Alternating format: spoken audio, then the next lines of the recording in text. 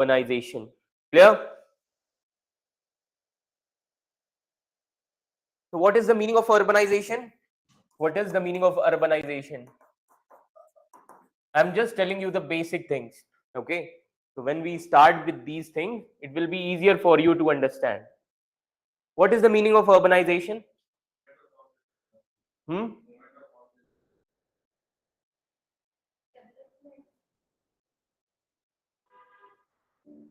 And see,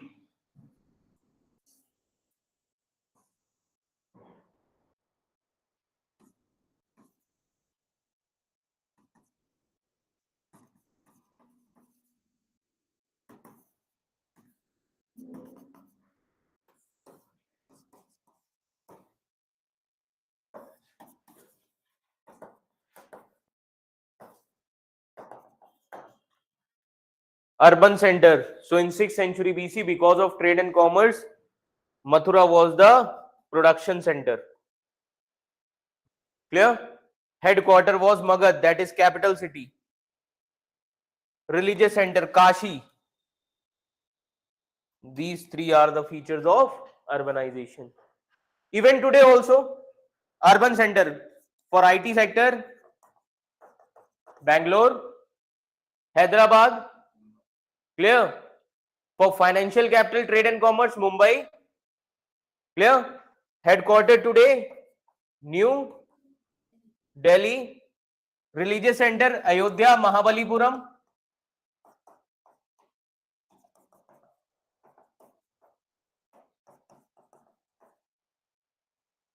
Hampi. Clear or not? Why religious center is important in terms of urbanization? Because these centers promote tourism economy. Getting my point? These center promotes tourism economy. Government will get revenue from that. Clear? Now, on the other hand, if you see Afghanistan, Afghanistan is having headquarters, that is Kabul, capital city. Afghanistan is having religious center also, but Afghanistan is not having urban center. That is why we cannot say that Afghanistan is an urbanized nation. Clear? This is the meaning of urbanization. Draw this. Clear?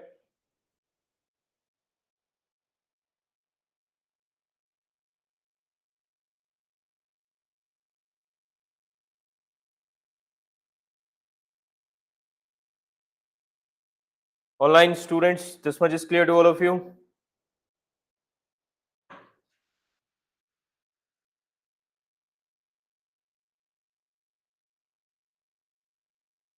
Clear? Why it is called as second urbanization? Because of these reasons. Done?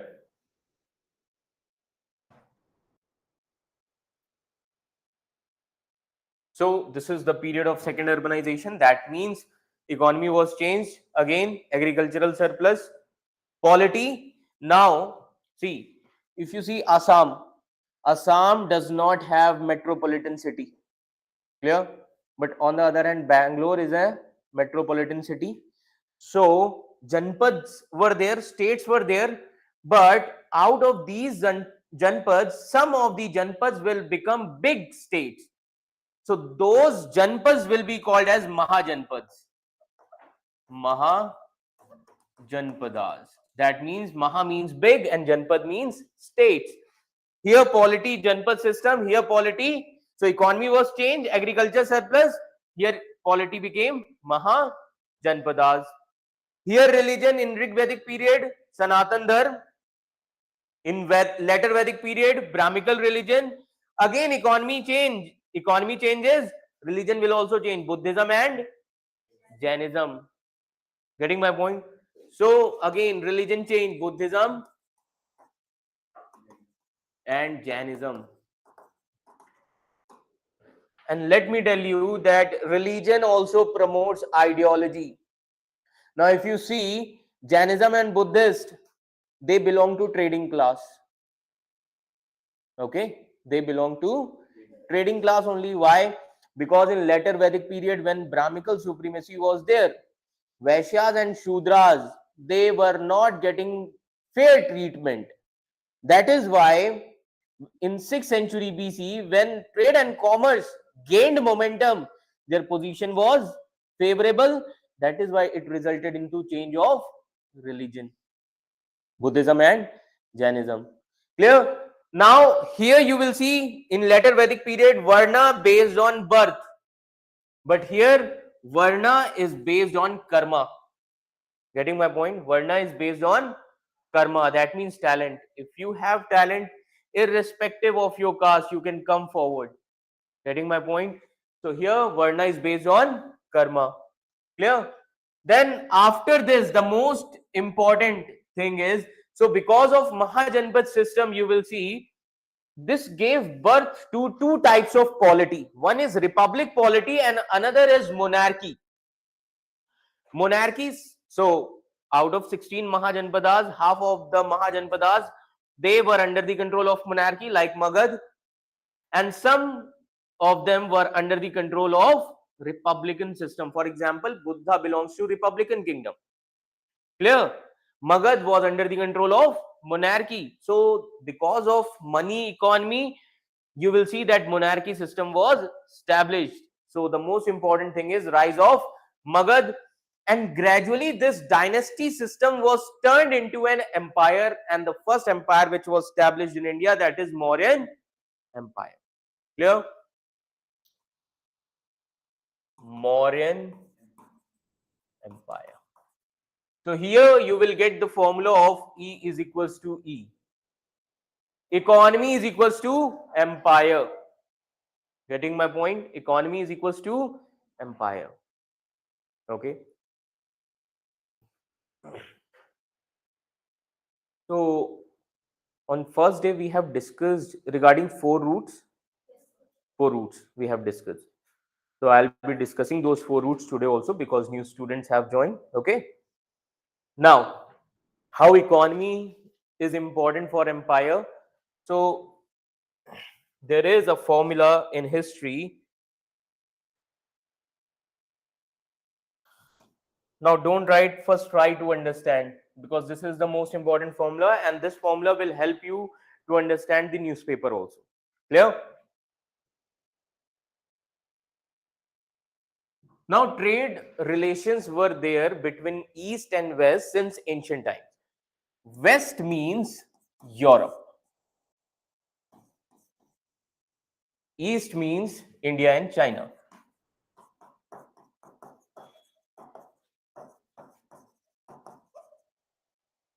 Okay. Now, China has discovered a route called as Silk Route around 7,000 years ago. Okay. Because China started producing silk. So their merchants starts traveling from this route. So from China, this region is called as Central Asia in between. After Central Asia, West Asia is there, like Arabian countries. Clear? So this route is called as Route 1. That is Land Silk Route. This was used for trade and commerce. So when Chinese travelers used to take this route, so Central Asia rulers, they will charge toll tax because you are going to use their territory for trade and commerce. So they will charge toll tax. Okay. So like this, in 6th century BC, India was connected with Central Asia. In 6th century BC, India was connected with Central Asia. How? Because of Darius I. Darius I. Darius I was the ruler of Central Asia, and he captured northwest region of India, like Kamboj, Mahajanpada, present day Pakistan. Okay, some of the provinces in Afghanistan. So he captured those area, and his empire was already there in Central Asia.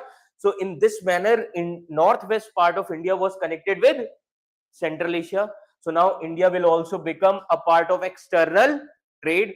So you will see that in 6th century BC, Darius connected India with Central Asia, and in 6th century BC itself, you will see that Indian economy was changed from agriculture economy to agricultural surplus, which gave birth to external trade. Clear?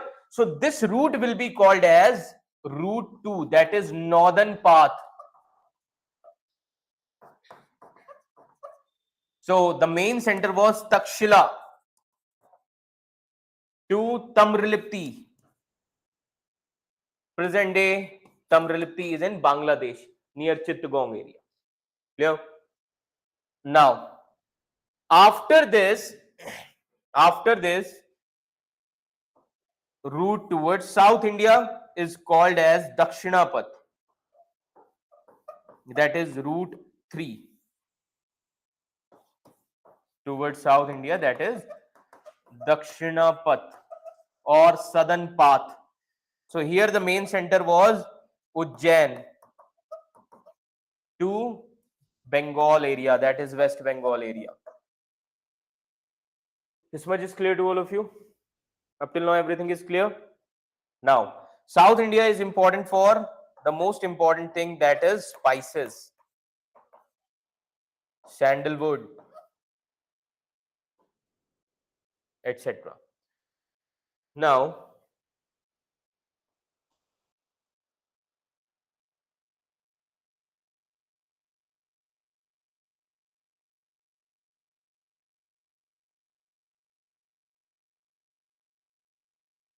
so this side is called as Indochina land.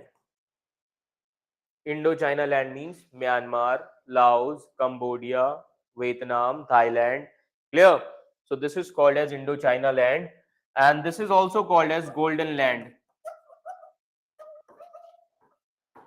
Now the question here is why this is called as Golden Land. So as you have seen that this area always in conflict and chaos because of tribal population. Today also conflict is there, that is terrorism. Clear? In ancient times also foreign invasions from this side only, tribal peoples are there. Okay, so whenever this area is in conflict or chaos, then a substitute route is required. So that substitute route, what China will do now, China cannot take this land route because of conflict and chaos. Clear? So China will send silk where? In Indochina land, and there are two islands, that is Indonesia and Malaysia. These two are tropical islands. So these islands are also having spices. So these islands will send spices in this area. Now what they will do, they will send these spices and silk from here to Bengal, and then from Bengal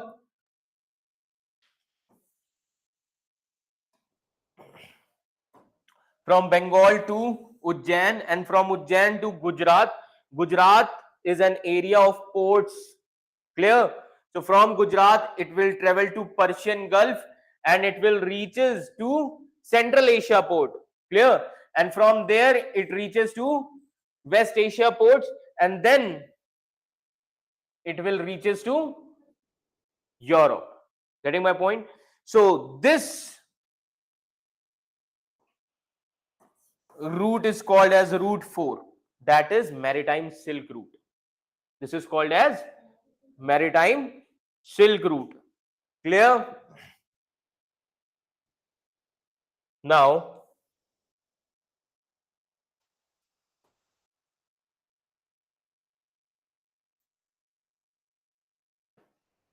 that means today this route 1 plus route 4 is called as Belt and Road Initiative, which is started by China. Getting my point?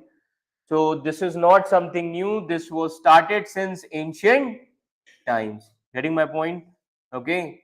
So this is called as maritime Silk Route. This is called as land Silk Route.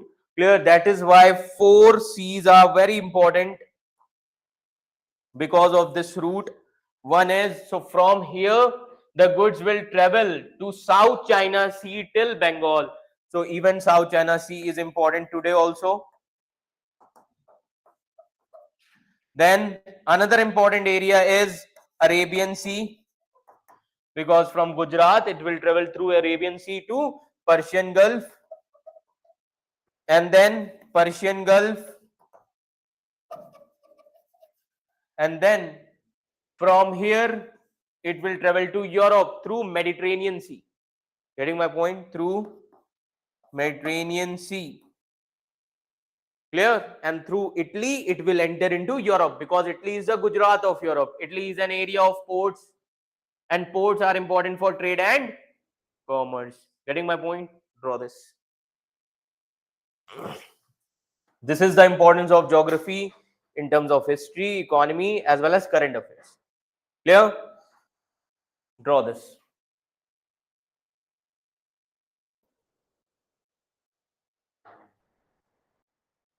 Clear?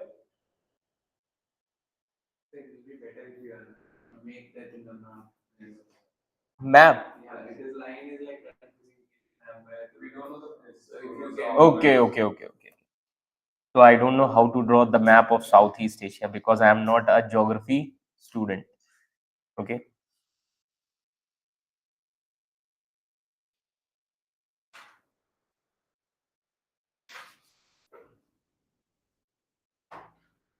But you can bring your Oxford School Atlas. So in new edition, there are maps from ancient history also, medieval and modern. Okay. So you can bring that book in the class. Okay.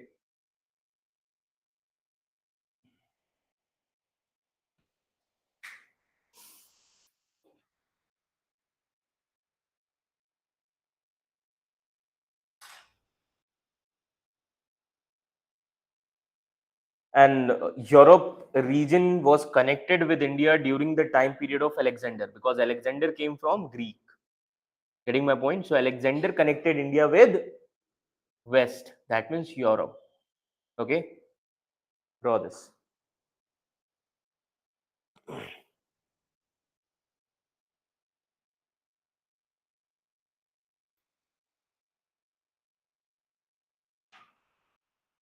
Now this route is very important because when Mauryan Empire was established, Mauryan Empire also tried to control this area, because if you see the map of Mauryan Empire, it starts from Afghanistan till Bangladesh, from Himalayas till from Himalayas till Karnataka region. The empire, Mauryan Empire was there. Clear? So that is the important thing. Now after Second World War, now in ancient time this route is important for silk and spice trade. In modern times, on this route only oil and natural gas is there. West Asia and Central Asia. That is why after Second World War, United States of America supported Israel so that West can have one center in Middle East region. Clear? And that is why United States of America became super power, because United States of America gained legitimacy in this region, West Asia and Central Asia. That was the most important reason, because as I have told you that religion promotes ideology. If you read Bible, Old Testament, okay, so that is important for the religion of Judaism, Jews, and the New Testament is important for Christianity. Clear? So if you see the important ideology which is there in Old Testament, so they promote the ideology of capitalism. Clear? And if you see Islam, okay, so Islam promotes the ideology of socialism, because in Islam this interest taking is against their religion. Getting my point? And for capitalism, interest is the most important thing. That is why all the global banks are under the control of Jews, and oil is under the control of Arab world. Getting my point? Oil is under the control of Arab world. See, now if you see, the head of World Bank, IMF, all are Jews. Okay, all these heads of these banks are relatives only. Getting my point? So banking system is the most important pillar of capitalism, banking and stock market. Clear? These two are most important things. So in a similar manner, Buddhism and Jainism also provides or also promotes the ideology of capitalism. Clear? Now, why Israel was created? Because in 1917, one communist nation was established, that is USSR. Russian Revolution took place, that is communism was there. So, if you see the map of USSR, so there you can say there was a possibility that might be in future these Arab countries may adopt the model of socialism. So it was against the interest of Western countries. That is why Israel was created. Getting my point? That is why Israel was created. Okay, to contain the spread of communism. Okay, that is the main reason. So these things we are going to study in world history. Okay, this much is clear to all of you. So remember one thing, that here economy is the guardian of empire. Economy is the guardian of empire. Another formula in history.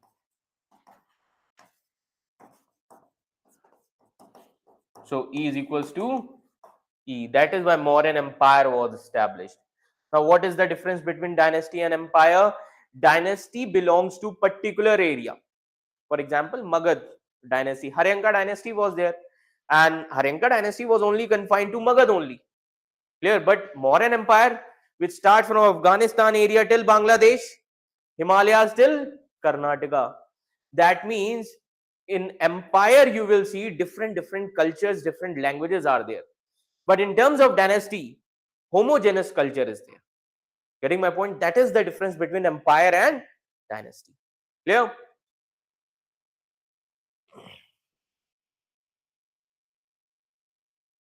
So Mauryan Empire.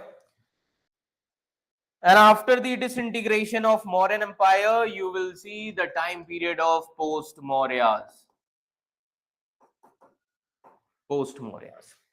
Now, empire was here. So another formula here, that is whenever the central authority lose the power, then foreign invasion will take place. Or when the central ruler is weak, again foreign invasion will take place. Getting my point? So after the disintegration of Mauryan Empire, you will see foreign invasion. So in post-Mauryan period, the most important part is foreign invasion. So this invasion was started by Indo-Greeks, then Shakas, then Kushans. Getting my point? Then Parthians. So after Israel, India was the first country where Christianity was spread. Because during the time period of Parthians, Saint Thomas came in India. His tomb is there in Madras. Okay, his tomb is there in Madras. Okay, so before Christianity got spreaded in Europe, it came in India. Getting my point? Okay. So foreign invasion will take place. So this is the period of peak of second urbanization. Now, why it is called as peak of second urbanization? Beginning of second urbanization, 6th century BC. Promotion to second urbanization, Mauryan Empire. Peak period of second urbanization, post-Mauryas. Why? Because Indo-Greeks were the first who introduced gold coins in India. Before that, no gold coins. Getting my point? Indo-Greeks were the first who introduced gold coins in India. And the last foreign invader was Kushans. So the Kushan Empire was started from Central Asia till Varanasi. That means India at that time was directly connected with Silk Route. India was directly connected with Silk Route because the empire of Kushan starts from Central Asia till Varanasi. So during this time period, you will see economic prosperity on its peak. Now, when you have wealth, then you will construct your house. Getting my point? So this time period, economic prosperity is there. That is why birth of art and architecture, because prosperity was there. So in this time period, you will see birth of different arts: Mathura art, Gandhara art, and temple architecture was started. So which religion in India started temple architecture first? Buddhist. Buddhist temples were created in the form of chaityas and viharas. Getting my point? Because the ruler, the great ruler of Kushans, that is Kanishka, he himself adopted Buddhism. Getting my point? That is why you will see that the beginning of Buddhist art. Yeah. Now, in the latter period of post-Mauryans, you will see that Roman Empire stopped trade and commerce with India. So India usually get gold from outside only. Okay. So because of decline in trade and commerce with Roman Empire, gold, there was, you can say, there was a stop, or you can say the pause in the inflow of gold. Clear? So when gold was not there, then you will see the decay of currency system. Even today also you will see that the gold reserves are there. RBI is having gold reserves. Clear? So from here you will see, that means after this Gupta period, so Gupta period is the beginning of decline of second urbanization. Decline of second urbanization. So this is the peak period of second urbanization. From here, second urbanization started declining. Why? Because gold was not there. Getting my point? So if gold was not there, that means decay in currency system. And if decay in currency system, so these big towns also started declining. Getting my point? That is the most important thing. So if currency system is not there, how Gupta have established such a big empire then? That is also a part of discussion. Clear? So here you will see that the beginning of feudalism. Beginning of feudalism. What is the meaning of feudalism? What is the meaning of feudalism? Feudalism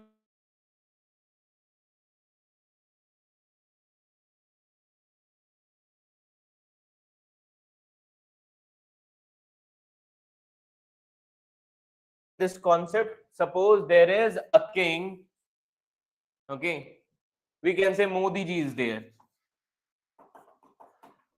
Yeah, he is the king of India. Now his officers are also there, like Amit Shah,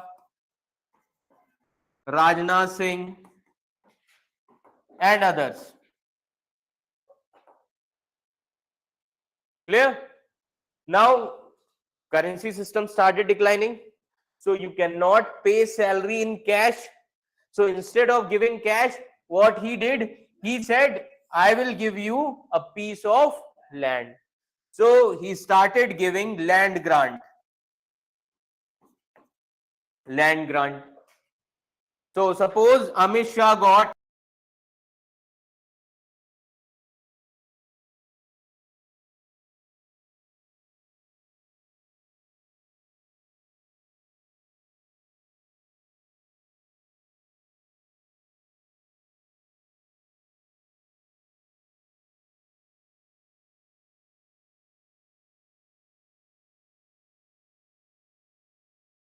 judiciary, and he can collect revenues also. So indirectly, who became a king of Noida? Amit Shah only. Same powers are given to him also. Getting my point? So the day when this king will be declined or becomes weak, then these ruler will make themselves as an independent ruler. That is why we say that during the time period of Mauryan, centralized empire was there.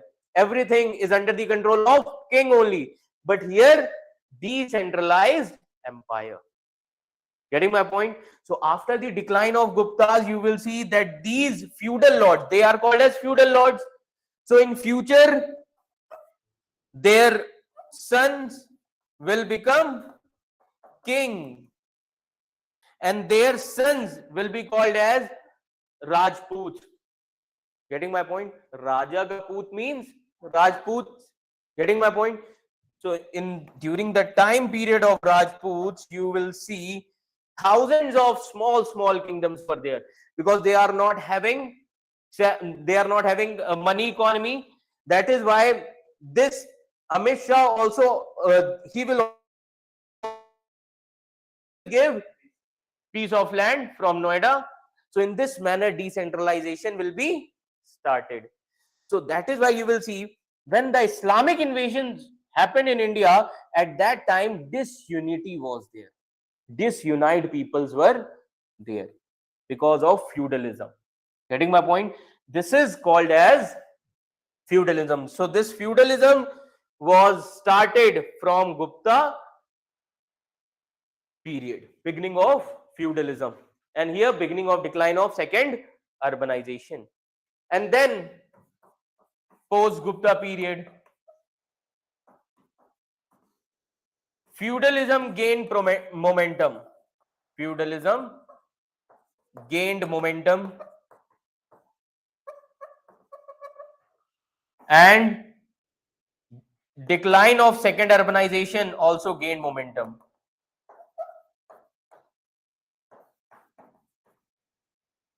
Gained momentum. And then Rajput period. Peak of feudalism. Thousands of small kingdoms were there. And this here, second urbanization declined. Second urbanization declined. This is the syllabus of your ancient India. This much is clear to all of you? Clear? Draw this chart.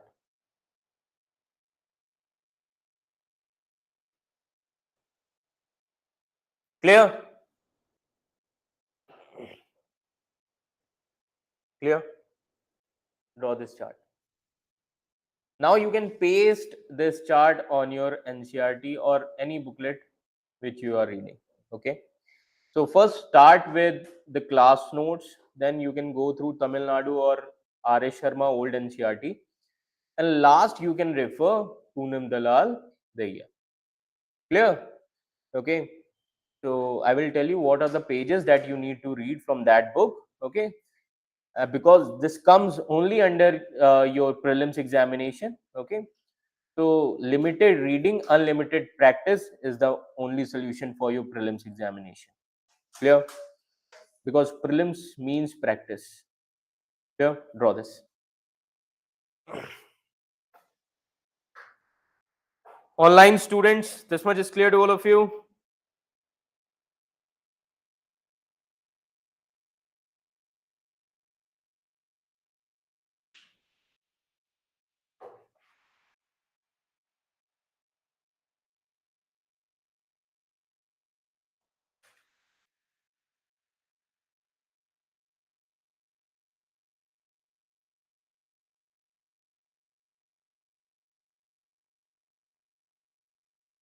Manu, this Dakshinapath is not accessing sandalwood. See, try to understand. Dakshinapath means the, you can say, the way towards South India. Getting my point? This much is clear to all of you. Okay.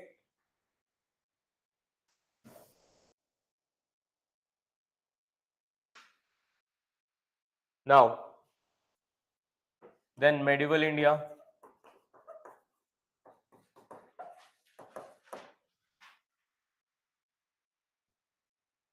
So the real portion of medieval India, it starts from Delhi Sultanate.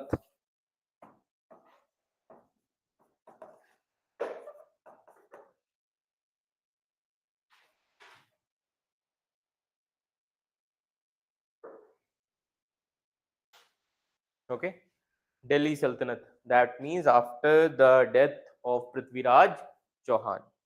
Clear? Now, in terms of Delhi Sultanate, there are 5 dynasties. Slave dynasty, Khilji dynasty,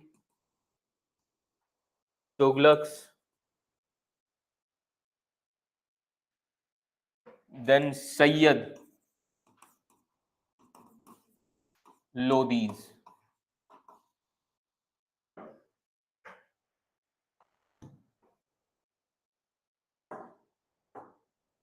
Slave dynasty, which starts from 1206 to 1290.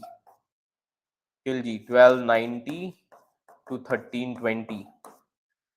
Tughlaqs 1320 to 1351 or 1398. And then this dynasty 1414 till 1451. And this dynasty from 1451 till 1526.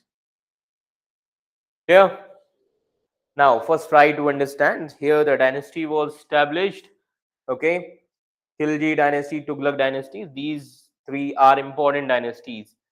Then again, as I have told you, whenever the ruler becomes weak, then it resulted into foreign invasion. So in 1398, Tughlaqs became weak and it resulted into foreign invasion. That means invasion by Tamur, Mongol invasion. Getting my point? Mongol invasion from 1398 till 1414.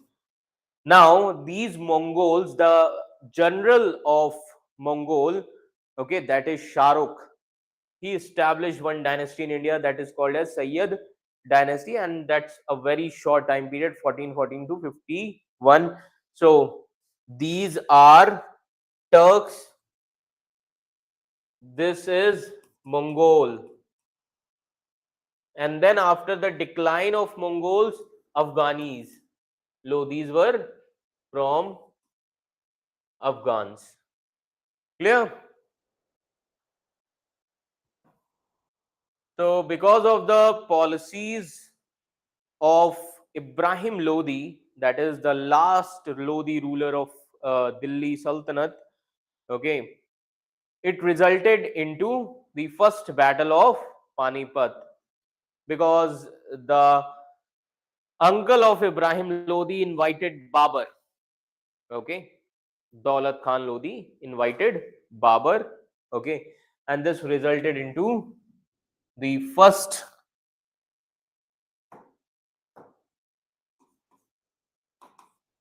battle of Panipat, 1526. Clear? So Mughals were born in the battle. Because of this battle of Panipat, Mughals laid their foundation, and the decline of Mughals was also by the battles only. 1857 revolt. Getting my point? So Mughals were born in the battlefield and they also decline in the battlefield. 1857. Clear? So this first battle of Panipat. So important rulers: Babur, founder, then Humayun, Akbar,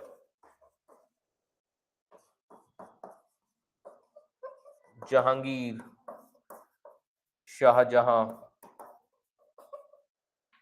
Aurangzeb. Now these rulers are called as great Mughals. These are called as great Mughals. So after the death of Aurangzeb, Mughals started declining. That means rulers becomes weak and his officers are strong. And then again it resulted into the birth of new regional kingdoms. Hyderabad formed by Nizam, Awadh. Getting my point? So as I have told you, whenever weak rulers are there, it resulted into foreign invasion and disintegration of empire. That is birth of regional kingdoms. So when Mughals declined, then you will see that European powers started forming their territories. On the other hand, regional kingdoms also founded by Nizam, okay, Sadat Khan, Awadh. Clear? So these things were there. So they are called as great Mughals. This much is clear to all of you. Now, modern India, which starts from the death of Aurangzeb, that is 1707. So from here to 1857, and from 1857 to 1947. Now, what is modern India? Modern India means story of a country turned into a nation. India was not a nation before 1947. India was just a geographical entity, that is country. Country means geographical entry. Getting my point? Nation means, so nation consists four things.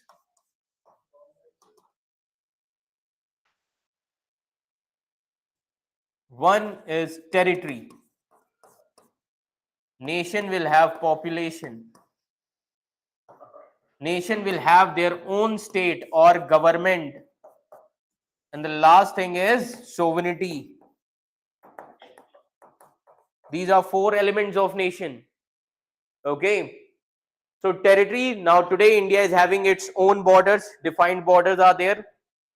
Then population, India is having its own population, citizens are there. Then India is having its own state or government. Here state means central government. Then sovereignty, India is also having supreme law, that is constitution. Clear? So these are the four elements of nation. That is why in ancient India we will call it as Bharat. In medieval India we will call it as Hindustan, and in modern we will call it as India. Clear? Because India is a nation. Clear? So from 1707 till 1857, this is the first phase of modern India. Why it is called as first phase of modern India? Because here in this phase Indians were not aware about their exploitation. That means they were unaware about their colonial exploitation. Getting my point? So here you will see struggle for existence. For example, the revolt of 1857 was not for a nation, it was for its own existence. Getting my point? Zamindars were there, but Zamindars were fighting for themselves. No one is fighting for a nation. Getting my point? That is why this phase is called as struggle for existence. And from 1857 till 1947, this is second phase, struggle for independence.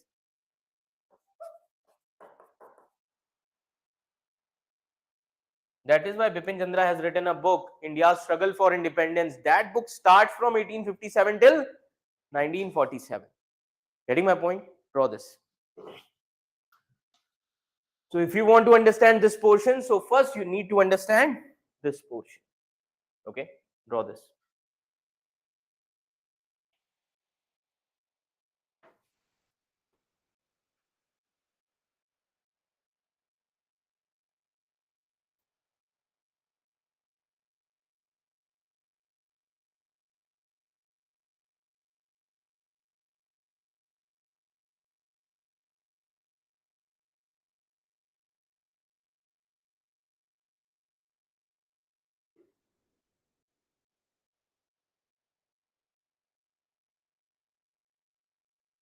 So history is not a subject to mug up the things, it is a subject of understanding. Getting my point? Okay, because common people mug up the things and bureaucracy understands the thing. Learn from these things. Getting my point? Okay, so you need to create your mindset which belongs to bureaucracy. Getting my point?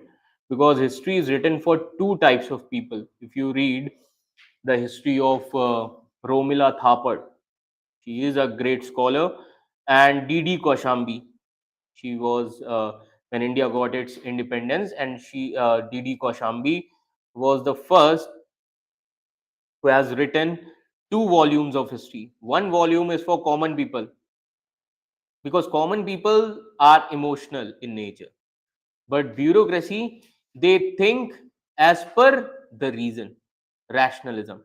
Clear? So remember this thing. This much is clear to all of you. And then your portion is post independence.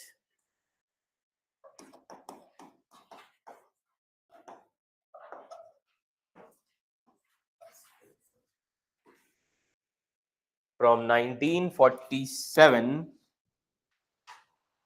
though your syllabus tells that from 1947 till 1964, till the death of Nehru, but I will suggest you to go through till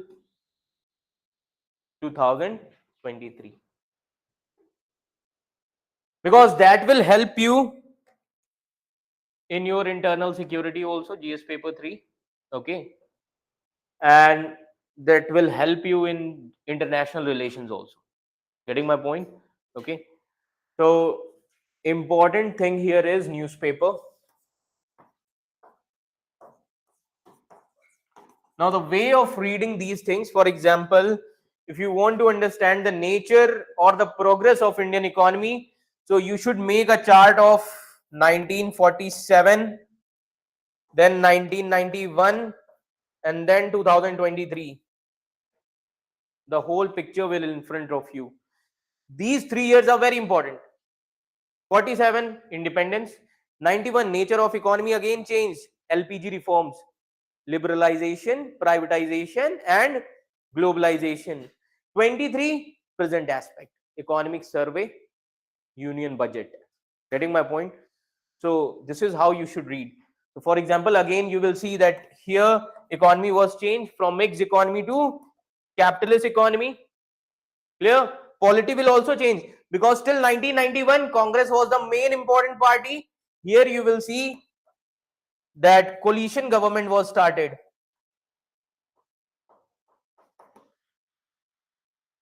Polity was changed. Clear? Now here religion again changed. Religion based on rationalism. People started questioning the things. Clear? Then society. The nature of society was capitalism. Getting my point? That is why before 1991, you have seen the movies before 1991, and in movies they used to show the villages. Before 1991 movies, they used to show the villages, because at that time socialist era, so they used to show the villages and the problems of villages, poverty, these things were shown. But after 1991, big corporate houses are shown in the movies. Getting my point? Why? Because the nature of economy was changed. Clear? So before 1991, you will get to know about some of the important movies like Mother India, which is based on zamindari system. Getting my point? Okay, patriotic movies were there. Okay, so these kind of movies were there. For example, in 1973 elections, the main slogan of Indira Gandhi was Garibi Hatao, and the opposition slogan was Indira Hatao. Clear? That is why in 1974, the movie came Roti, Kapda aur Makan. That means at that time for Indians, three things were important. That is food, shelter, and clothing. And after 1991, we have started focusing on education system. Getting my point? Clear? Draw this thing. So from 1947, I will suggest you to go through till 2023. Clear? Draw this. But as per your syllabus, 1947 to 64. But this is the least important portion in your UPSC syllabus, because this post independence was introduced in 2013. So at that time 5 questions came, and after that no questions till now. Getting my point? But who knows? Okay, your luck. Okay, you know better than me.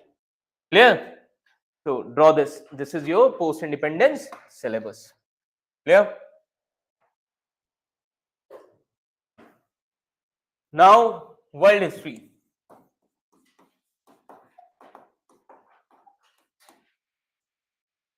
Now world history, why it is important, why you need to read world history? Because world history is the background of international relations.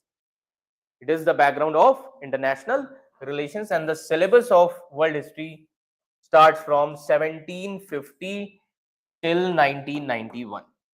1750, this is the time period of industrial revolution in Britain.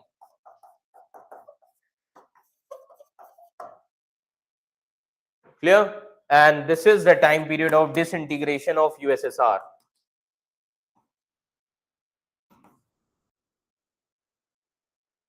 And birth of Russia.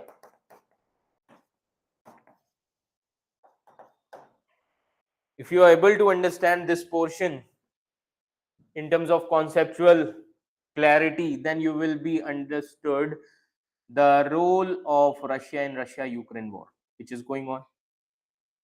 Clear? So this is also very important. So industrial revolution starts from Britain. Okay. So 1990. So two important events are there. That is 1914 to 18. That is the time period of First World War.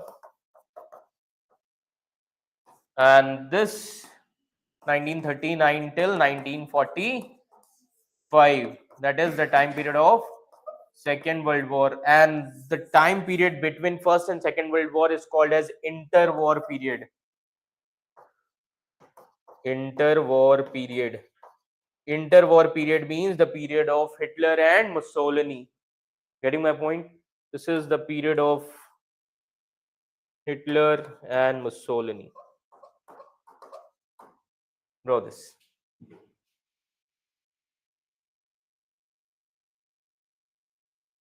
Online students, this much is clear to all of you?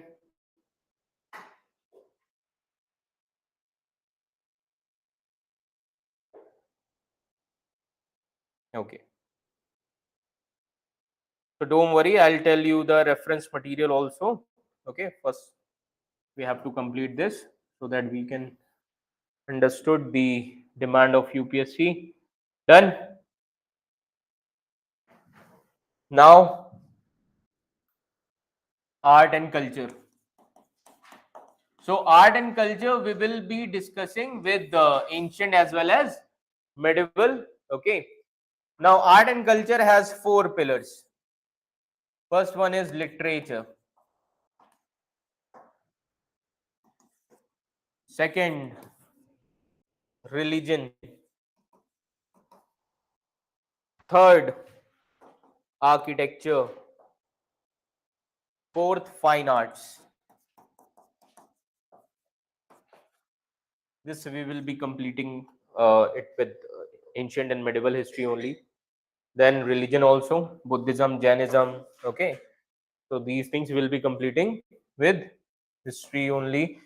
And to understand religion, that means all religions in India. Okay, you can read chapter 5 and chapter 6 of A.L. Basham. That is The Wonder That Was India.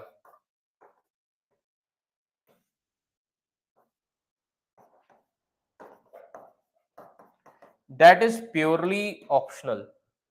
Okay, if you have interest, you can go through it. Clear? So before 2013, when Nitin Singhania book was not there, all the civil aspirants used to read A.L. Basham only. Okay, so chapter 5 is related to religion, chapter 6 is related to society. Clear? Then architecture. So we will try to integrate with ancient as well as medieval plus modern also. Modern India, like Rashtrapati Bhavan and present architecture, Ayodhya temple and new parliament building. Clear? So we'll be discussing each and everything. Okay. And then fine arts. Fine arts are of two types. One is performing arts, another is visual art. Performing arts means dance, drama, music. Visual arts like paintings, etc. Now, for this portion, the Hindu newspaper is very important. The Hindu Sunday edition.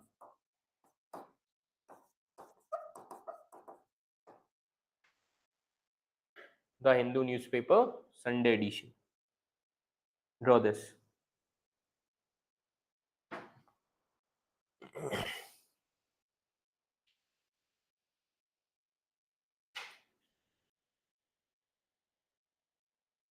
Clear?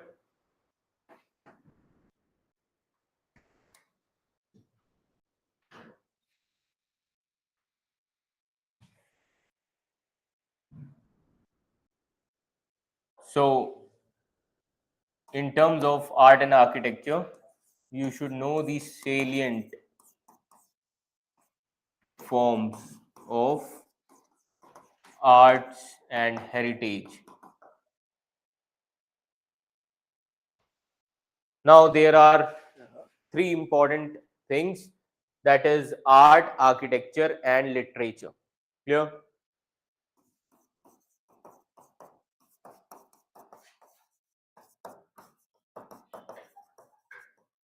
Draw this.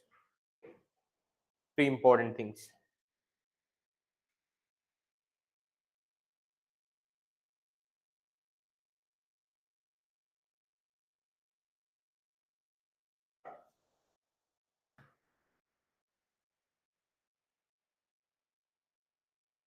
So, what is the meaning of culture? Culture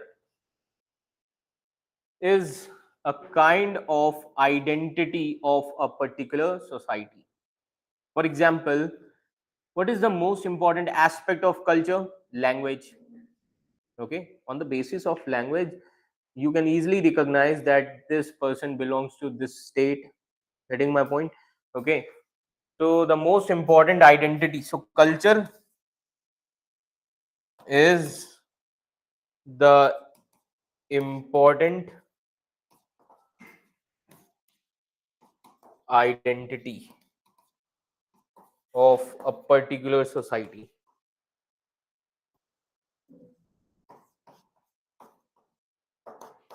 Draw this.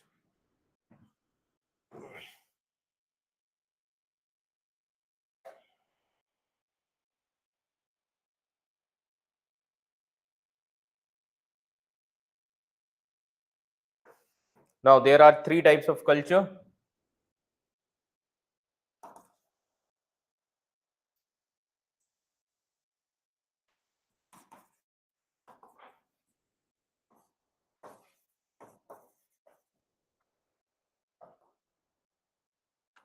Classical culture, popular culture, and folk culture. What do you understand by this classical culture? Based on ancient traditions. Getting my point? Based on ancient traditions, and which are also accepted by the society, like Bharatnatyam. It is a part of classical culture. Getting my point? Okay. So classical culture is based on ancient traditions.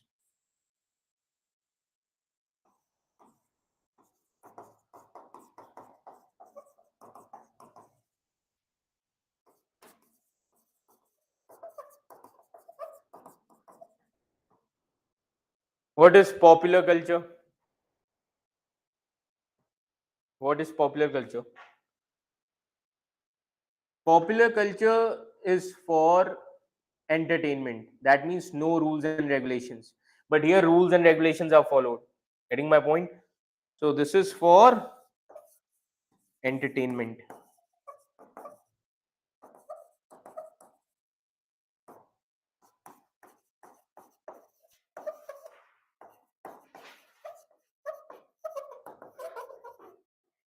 Without rules and regulation.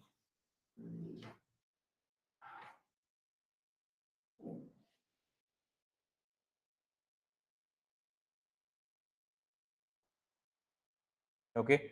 Then folk culture means regional cultures. Regional culture or local culture or travel culture. There are various folk cultures in India. Garba belongs to Gujarat, Lavani, Maharashtra. Getting my point? So like these, Bihu, Assam. Yeah, so different folk cultures are there.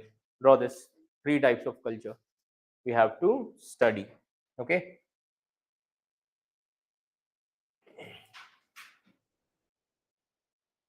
Then these cultures are based on two types of songs.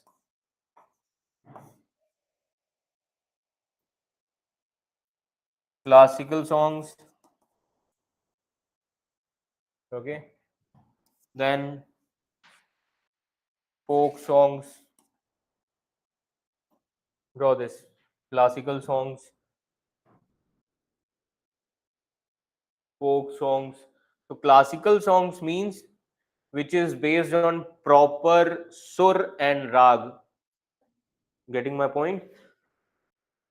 Based on proper sur and rag. Folk songs are local songs.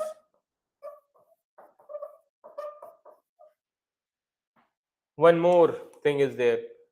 Traditional songs. That means which is based on customs and tradition. Okay. There are various songs which are used during the time period of marriage ceremony. Okay, during the time period of birth of a child. Clear? So those are traditional songs based on customs and traditions. Draw this.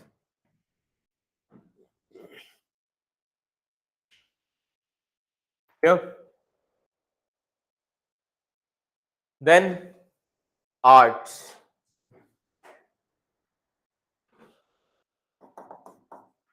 It can be classified into two: performing arts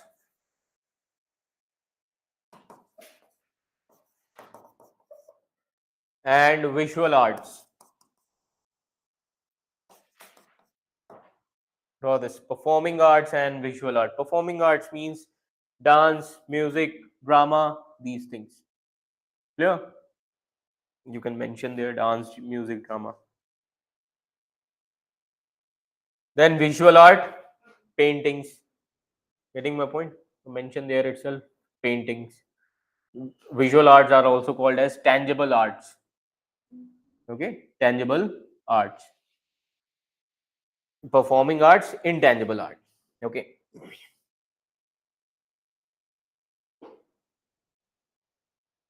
Now, Indian music can be classified into two things.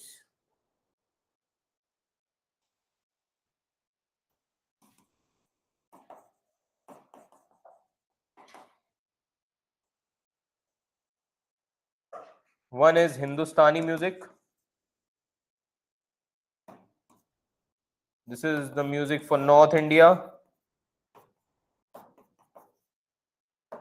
Another is Carnatic music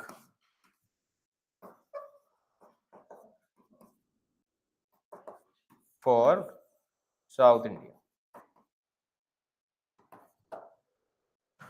Draw this.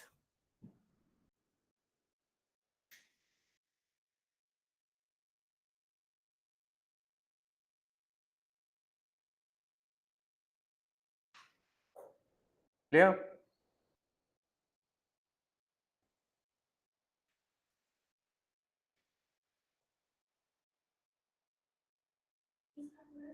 Hmm? Those reasons comes under hybrid version of music, folk music. Tribal music are basically folk music. Yeah. And Western music mostly comes under Hindustani music. Yeah. Now,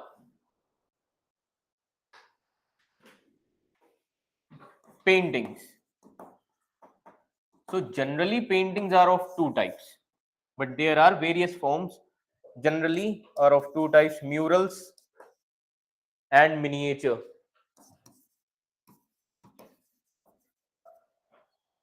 Mural paintings, that means those paintings which are created on a big walls, hard surface, okay, like cave painting, clear, wall paintings. So painted on hard surface.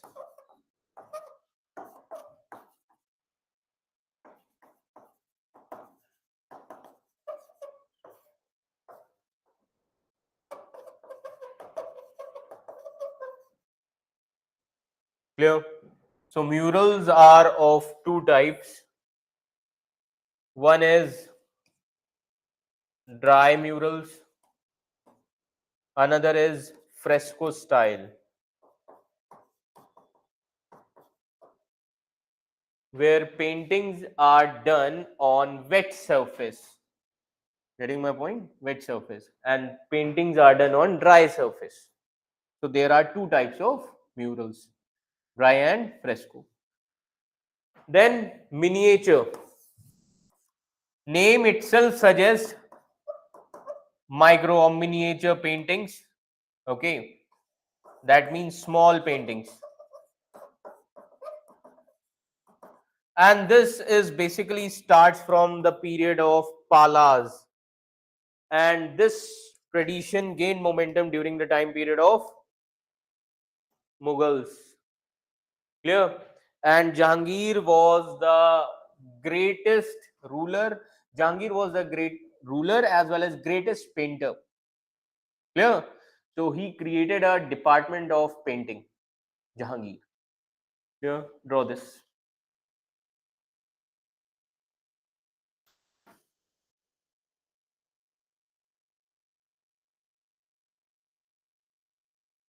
Well, draw this.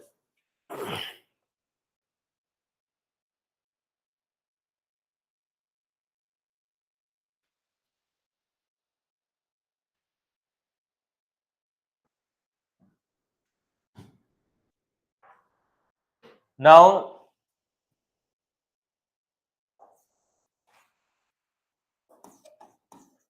temple architecture. So the first temple which was started, that is Buddhist temples.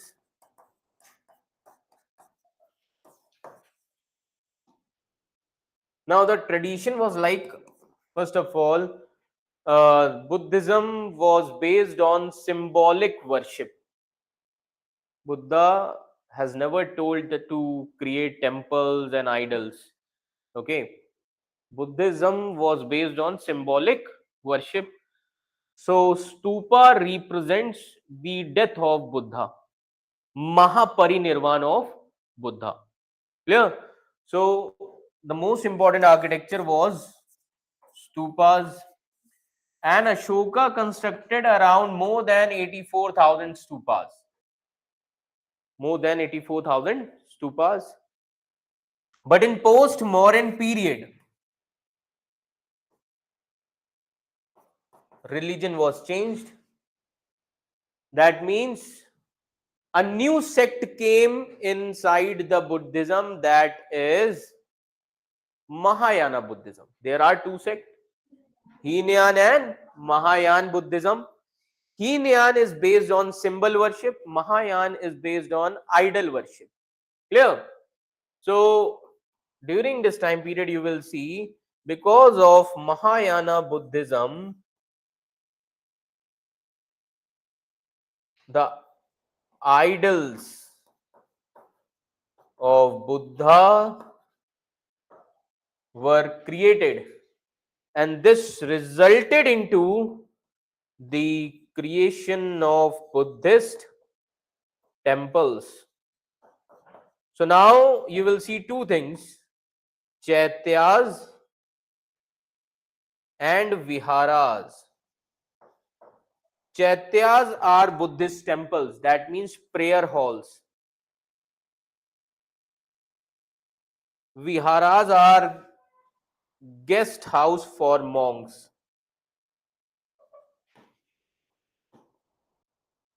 That is why the cave that you will see, like Ajanta cave, Ellora cave, there are viharas as well as chaityas both. Clear? Draw this.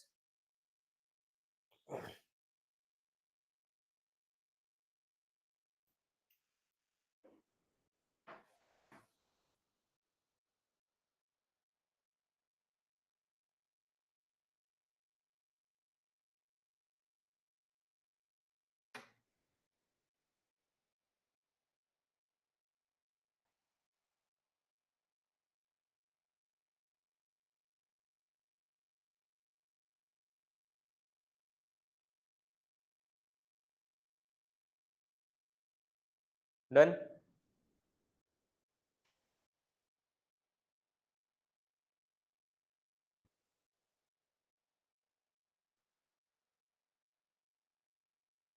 Now, Hindu temple architecture.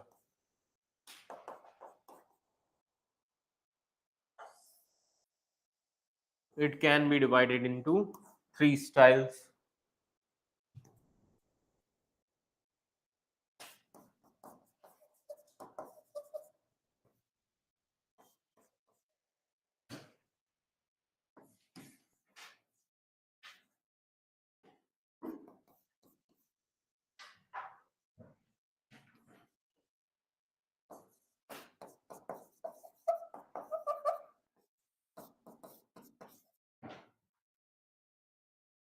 North Indian style of architecture is called as Nagara style.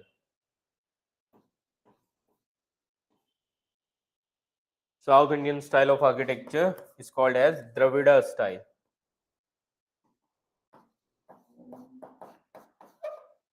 Deccan style is called as Vesara style. So what is the difference? Now if you see Nagara style of architecture, the temples are like this from the top portion, and this is Chhatri will be there. Okay, this is called as Shikhar. Clear? In South Indian architecture, you will see that towers are like this. They are called as Viman. Clear? And Deccan style is the hybrid version of North and South India. This is called as Visara style, that is hybrid design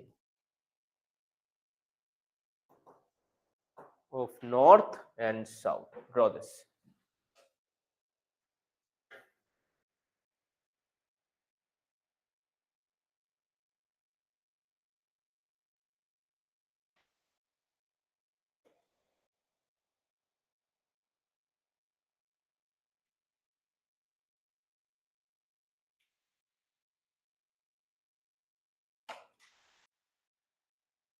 Clear?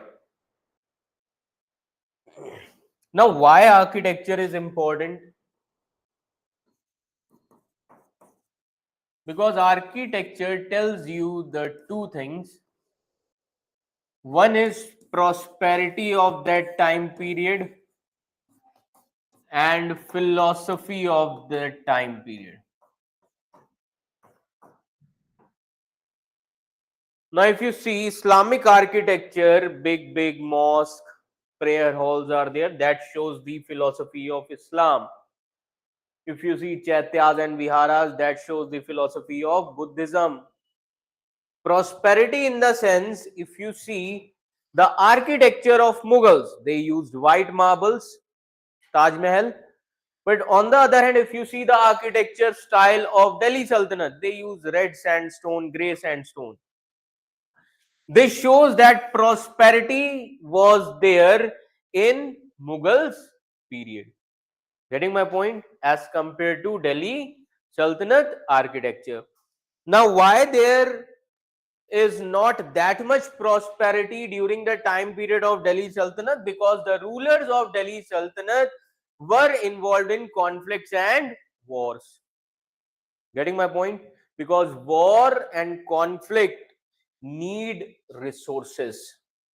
Clear? So that is why you will see that art and architecture tells us two things: philosophy as well as prosperity. Clear? So that is why when Indo-Islamic architecture, it tells so many things, like they started constructing big prayer halls, mosque, minars. Now even today also in mosque you can see that minarets are there. So minars are used to collect the people. They use speakers and all. Clear? That is why outside the Qutub Minar you will see that Qawatul Islam Mosque is there. So Qutub Minar was created for announcement of the prayer time. And it was constructed, it was started by Qutbuddin Aibak, okay, and it was completed by Iltutmish. And the upper two floors are constructed by Firoz Shah Tughlaq. Clear? So the tradition of minarets was started. The tradition of dome was started, like this you will see on the mosque. Domes are there. Why these domes are created? To strengthen the architecture. Getting my point? They also started this kind of arches also for decoration. Clear? So these are the designs of Indo-Islamic architecture. Now, why we say Indo-Islamic architecture? Because this dome was taken from Indian architecture, because dome was constructed on stupa also. Okay, that is why it is called as Indo-Islamic architecture. Clear? Draw this.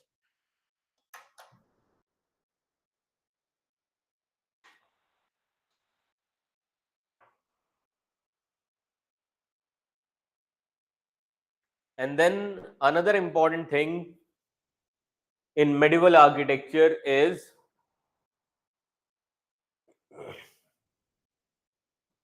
that is Char Bagh style, introduced by Babur, because Babur was fond of gardens. Clear? So he introduced this Char Bagh style. Char Bagh means four gardens.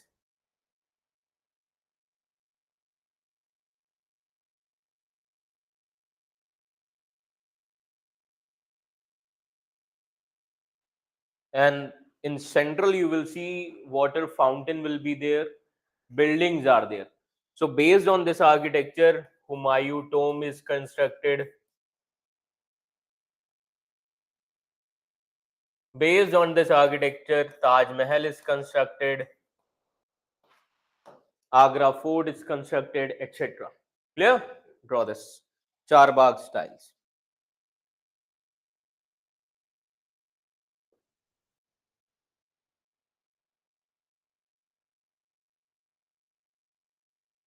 Clear?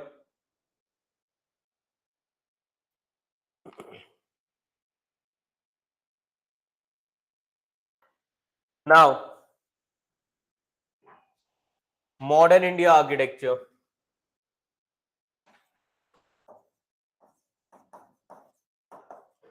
especially European style. So the most important contribution of Portuguese is the creation of churches in India. Clear? So you will see churches. Okay. Then cities. Okay. Important cities. Then important buildings like Rashtrapati Bhavan,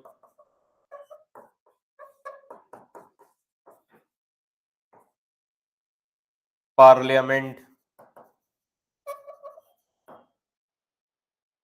and other architectures. Okay, draw this. So this is also called as Indo-Gothic style.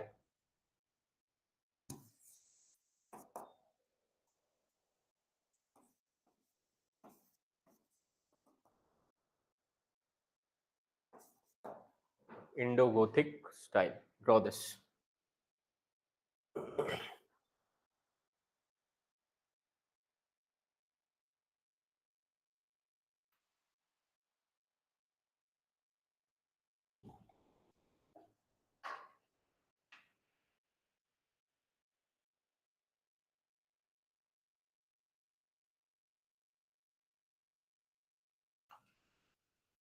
Online students, this much is clear to all of you.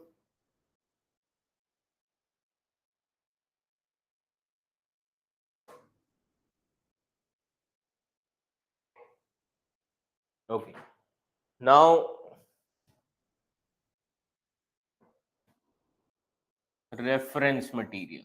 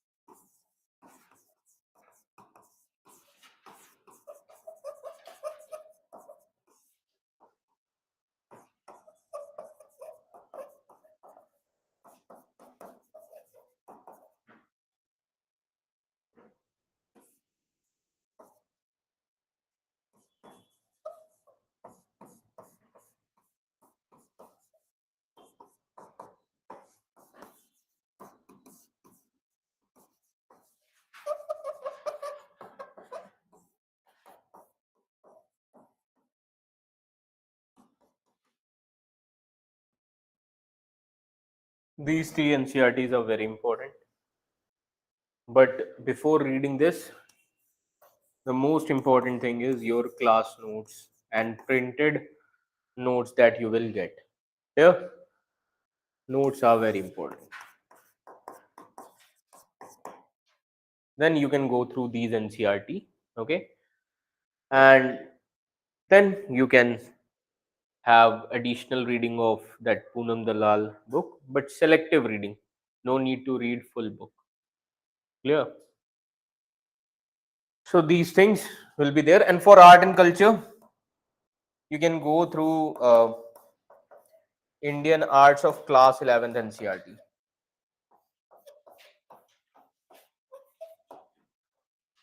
Class 11. And your class notes.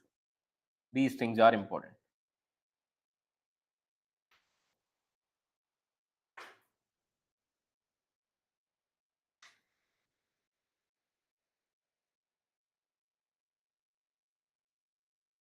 Clear? So now we'll be starting with ancient India.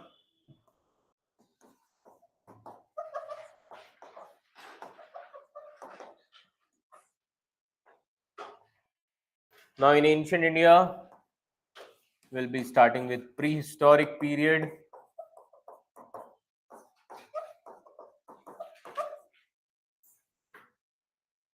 And in prehistoric period, it consists, there are three periods. That is Paleolithic,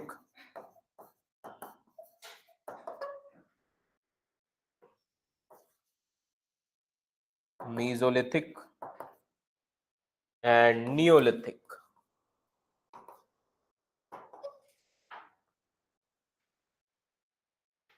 Paleo means old, lithic means stone, so this is called as old stone age. Clear? Meso means middle, lithic stone, so this is called as middle stone age. Neo means new, lithic stone, so this is called as new stone age.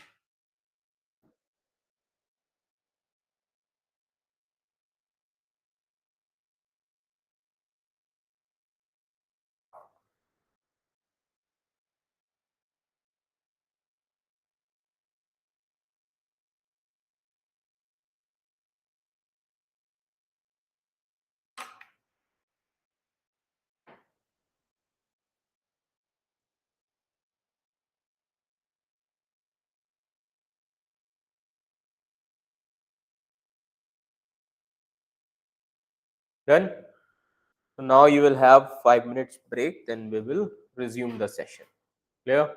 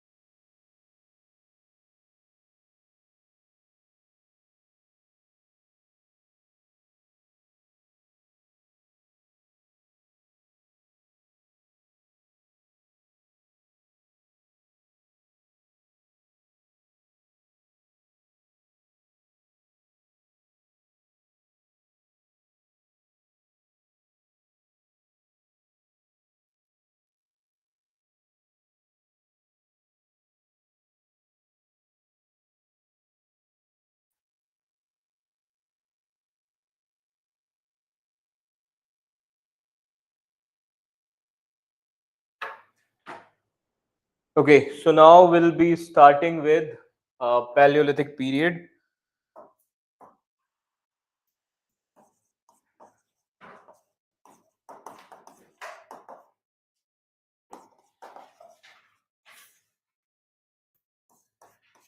Paleo means old, lithic means stone. So this is called as Old Stone Age. Now, Stone Age talks about the evolution of human beings. Clear? So,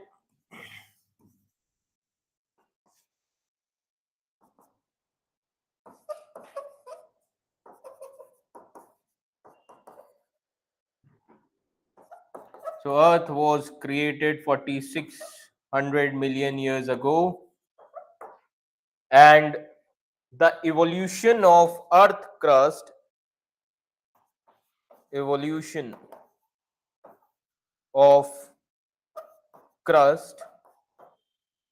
is in four phases, and the last phase is called as quaternary, and this quaternary is divided into two stages: Pleistocene and Holocene.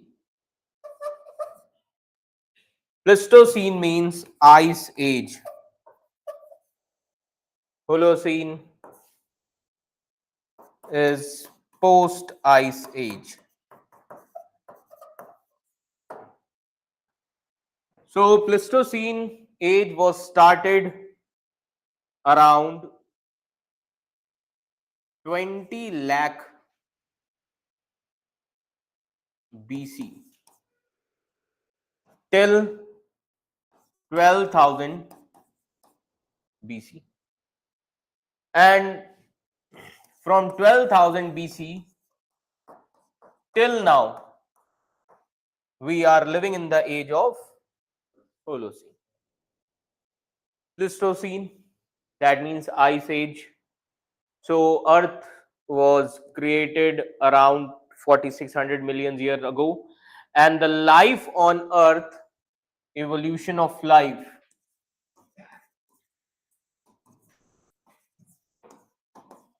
was started around 3500 millions years ago. But at that time, that the life was only confined to animals and plants.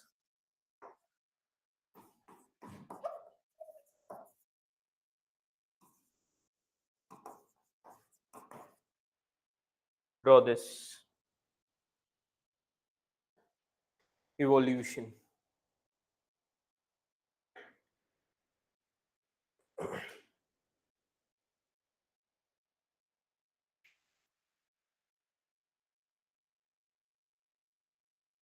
Clear?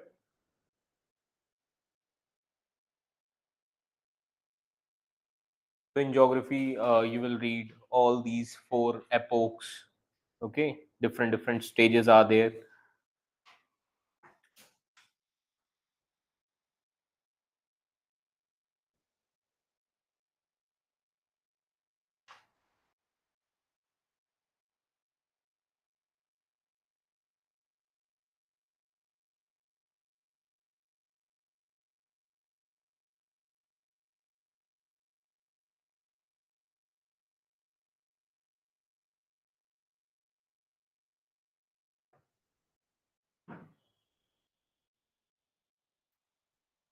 So hominids, that means human-like people,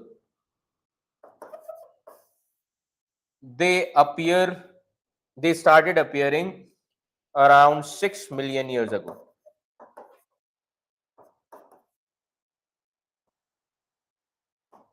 6 million years ago. Before that, humans were like apes. Getting my point? Before that, humans were like apes, and those were called as Australopithecus. Yeah, those.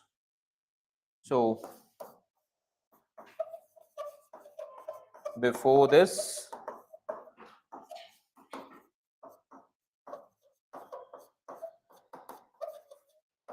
Australopithecus. Okay. So these hominids are found in eastern and southern Africa. Eastern and southern Africa.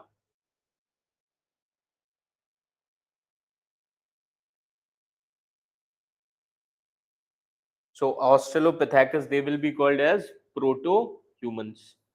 Clear? They will be called as proto-humans.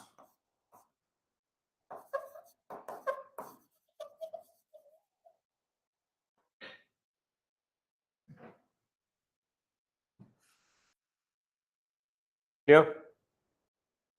So there are basically three stages in evolution of human beings.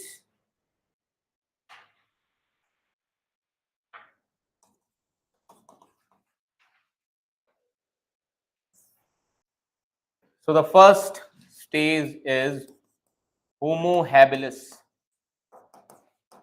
They started appearing around 2 million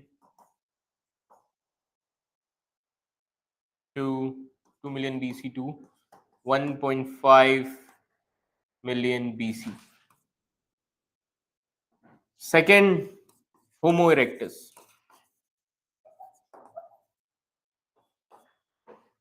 From 1.5 million BC to 1,50,000 BC. Okay. And then Homo sapiens.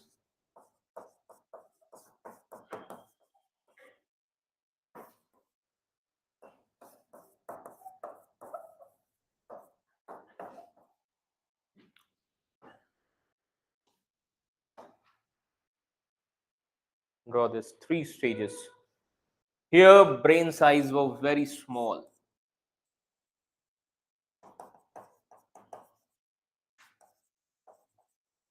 around 400 cubic centimeter. Here, brain size around 700 cubic centimeter, and here, people with large brain size. Draw this. So why Homo habilis is important? Because they are considered as skillful man. Skillful man. Why they are called as skillful man? I've told you one thing recently, that they started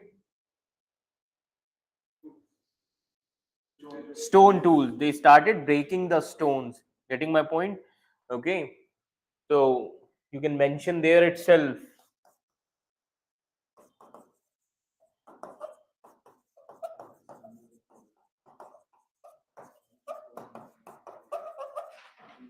And created stone tools. Created stone tools. Okay. And gradually you will see later they sharpened those stone tools. Okay. For example, mobile was introduced in early 2000. So at that time, big mobiles used to come. But today, if you see, the mobiles are handy. Okay, slim mobiles. This is a kind of progressive evolution of technology. Clear? So same thing here also.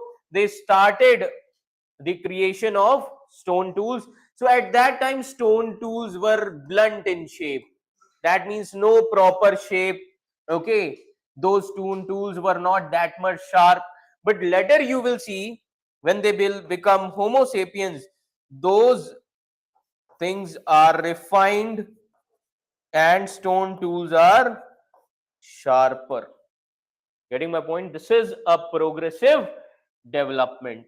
Okay, so you can mention these things there, that blunt to sharper stone tools.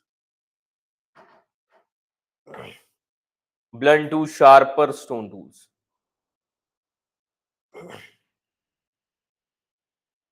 Now, all these evolution are during the time period of Pleistocene. That means ice age. That means harsh climatic conditions were there, extreme climate was there, so it was necessary to discover something warm. So what they did, they discovered fire. So Homo erectus people made the discovery of fire. Draw this. Because of cold climatic conditions, and to protect themselves from wild animals. To protect themselves from wild animals. Okay, so you can mention there itself, to protect themselves from wild animals.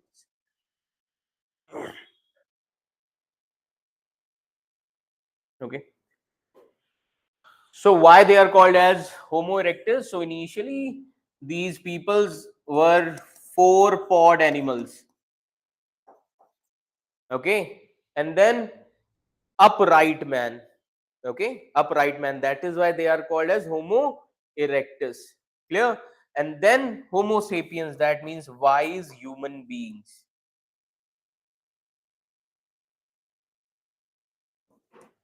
This is how humans were evolved.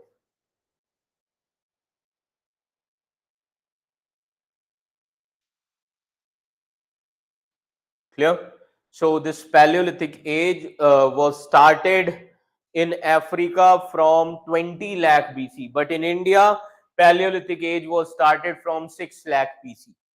Okay. So in the first class, as I have told you, that before that, Gondwana land was there. Africa and peninsular India was connected with each other, and due to tectonic shifts, the continents started drifting away. Clear? So this Paleolithic period, it starts from 6 lakh BC in India till 10,000 BC. So if you read new NCRT, it is written there 12,000 BC. But as per National Museum of India, which is owned by the government itself, they consider 10,000 BC as the important date. Clear? But in new NCRT, 12,000 BC is written there. But in old NCRT, it is written 10,000 BC only. Clear? So Paleolithic age was started from 6 lakh BC in India. So this time period is such a long time period. That is why this is divided into three phases. This age is divided into three phases. One is early or lower Paleolithic age.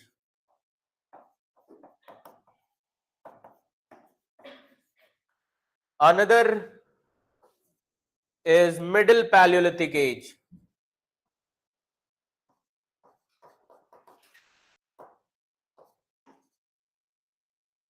And then upper Paleolithic age.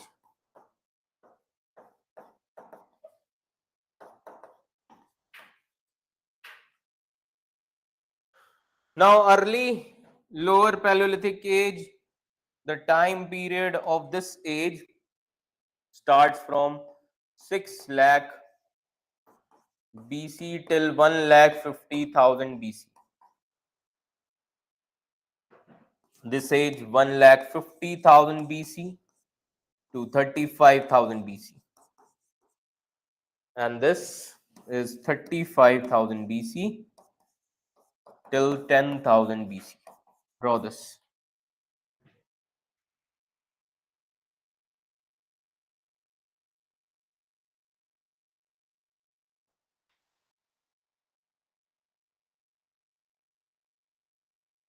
Okay, so how do we come to know about this place? So the hominid skull was found in 1982 in Narmada region. That is why we call it as Narmada man. Okay, so in 1982, a skull was found which belongs to this age. Getting my point? So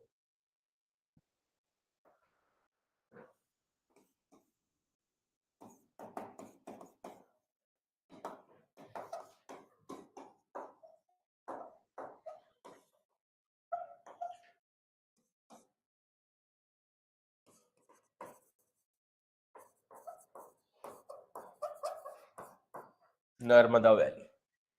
So we call it as Narmada Man. Draw this.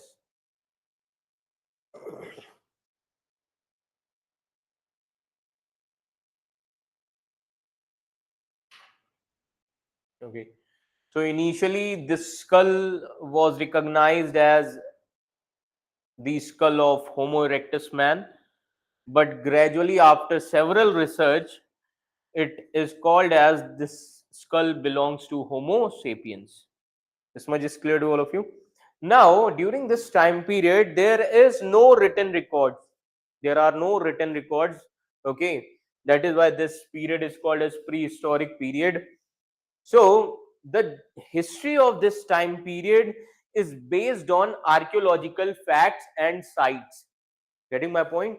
Because whatever the things that we have excavated, stone tools, okay, so based on those stone tools, we, that means historians, started interpreting the history. Clear? So the archaeology is very important during this time period. So archaeology are the most important evidences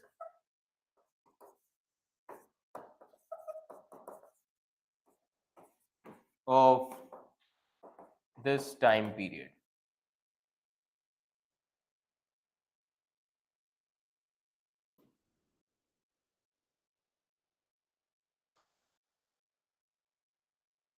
So most important archaeology, that artifacts that we got, those are stone tools, fossils of humans, etc. Draw this.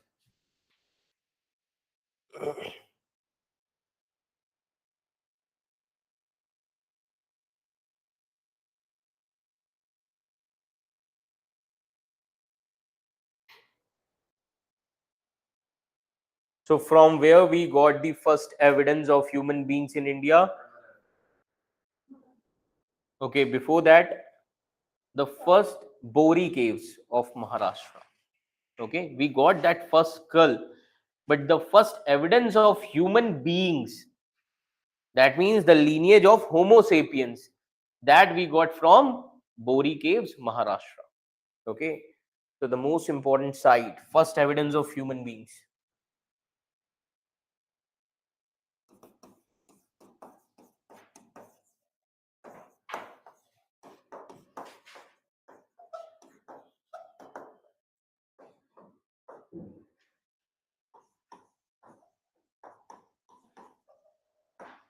Bori caves, Maharashtra. Clear? And during the time period of British,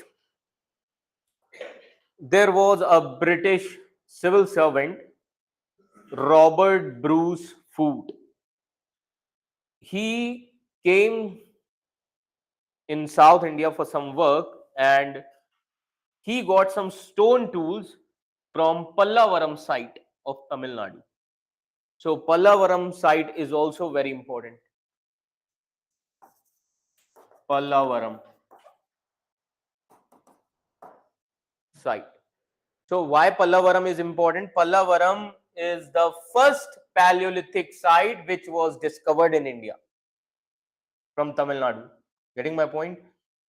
And since then, Britishers started excavating more and more, okay, regarding the Stone Age in India. So this was the first site was discovered. Pallavaram site, Tamil Nadu, by Robert Bruce Foote. Draw this.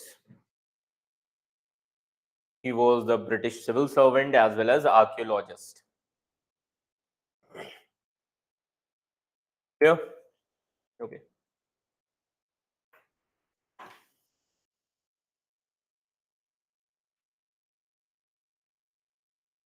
So as I have told you that the role of geography is very important, and the stone tools which are found in India, for example, that most of the stone tools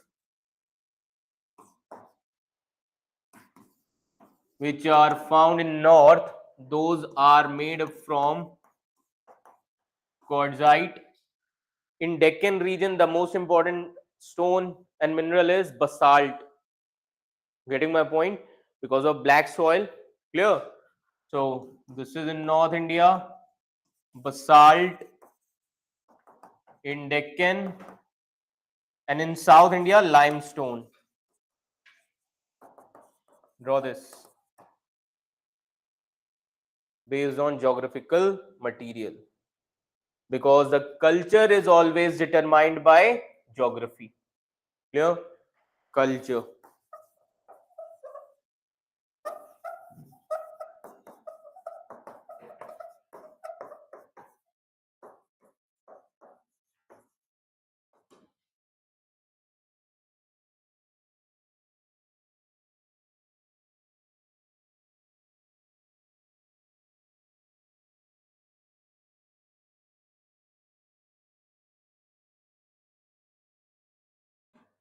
Okay. Now, if UPSC asks what is the nature of economy during this time period, so what would be the nature of economy during this time period? That people were food hunters and gatherers. Clear?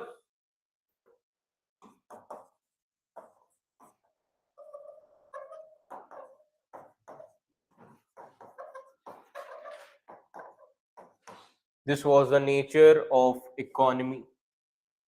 They used to live in caves. Used to live in caves.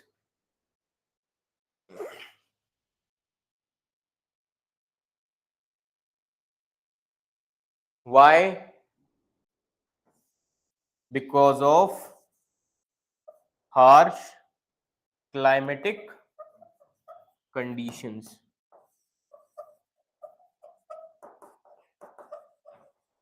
Know this. Harsh climatic conditions.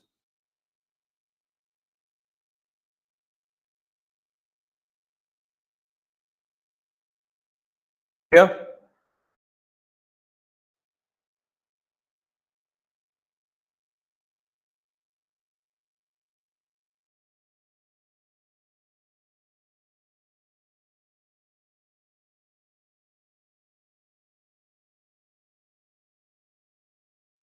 Okay. So now you can see here that Sohan River Valley is in Punjab, presently in Pakistan. So the culture which will be developed there will be called as Sohan culture, because as I have told you, culture depends upon geography. For example, the culture of Karnataka is Karnataka Kannada culture. Getting my point? Assam culture is Assamese culture. So culture is based on region. Okay. Now, during this time period, there is no evidence is found of this culture in Gangetic plains. So what UPSC will do, they will put some statements like that Paleolithic period was also present in Gangetic region. That statement would be wrong.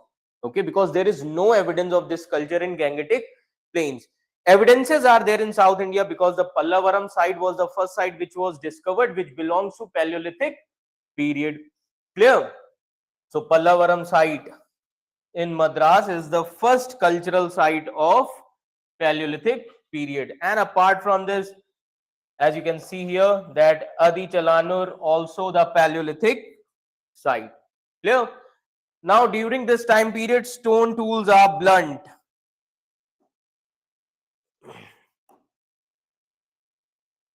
Now as you can see here, that stone tools are blunt.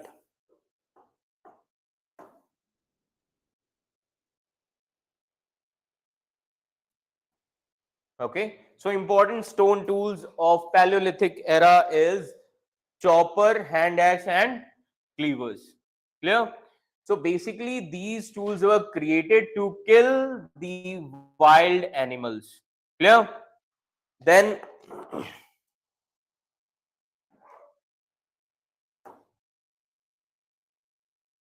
now, so as I have told you that Paleolithic age, these are some feature, very cold age because this age belongs to Pleistocene period.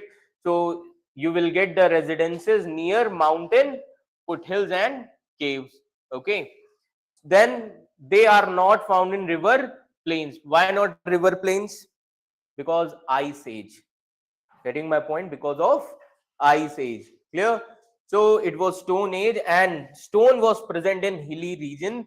That is why now stone is the most important material here.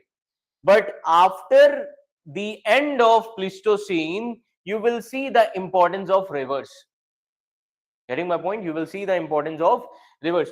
Now try to understand the spirituality also. Stones, rivers, iron. These things are worshipped in India. Stones also, rivers also. Clear? Because Indus Valley Civilization, during the time period of Indus Valley Civilization, rivers gave us prosperity.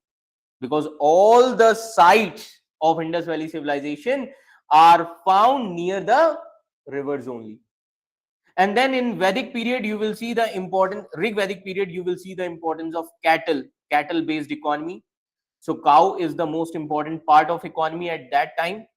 Then in later Vedic period, you will see the importance of iron because iron gave birth to agricultural economy. Clear? Then in Mahajanpadas, you will see the importance of paddy transplantation. So rice is also important. Clear? So UPSC might ask, for example, in terms of culture, they might ask you the spirituality, evolution of spiritualism in terms of different phases. Getting my point? So you have to prepare accordingly the demand of UPSC. Clear, everyone? Now, people were mostly hunters and gatherers. There were no artificial habitat. That means people used to live in caves only. Then cave paintings were also very simple. Now, the most important site of painting which is found, that is Bhimbetka cave, MP. So there stick type paintings are there. As you can see here, the stick type paintings. Now, these scenes also represent the social life of that time period. There are scenes of hunting, gathering, small groups. Getting my point? So, this painting represents what? This represents social and economic life of Paleolithic time period. Clear? That is the most important thing. So, Bhimbetka cave, these are very important. So around 1 lakh paintings are also found in Lakudiyar, which is in Uttarakhand. Okay.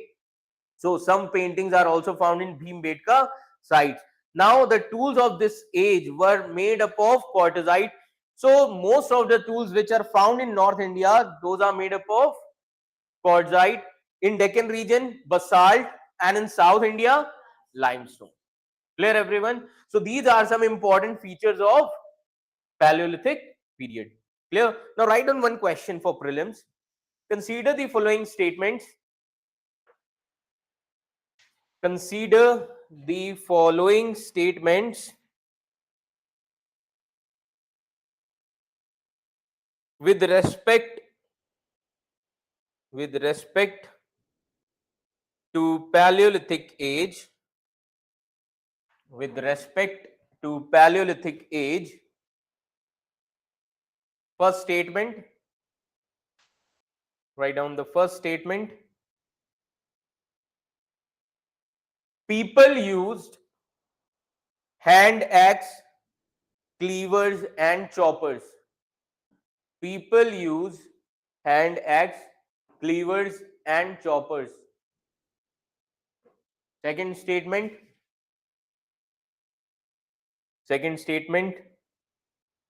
Paleolithic sites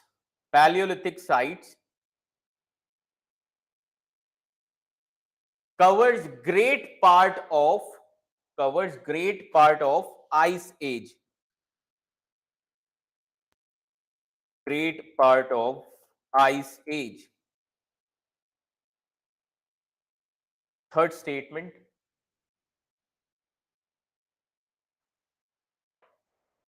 Economy was based on agriculture. Economy was based on agriculture. Yeah. Now, which of the following is oblique are correct statements? Which of the following is oblique are correct statement? Option A, only one. Option A, only one. Option B, only two.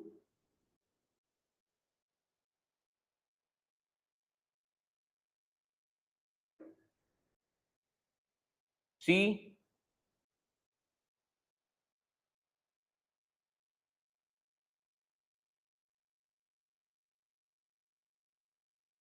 C, 1 and 2. And option D, first, second, and third. Option D, first, second, and third.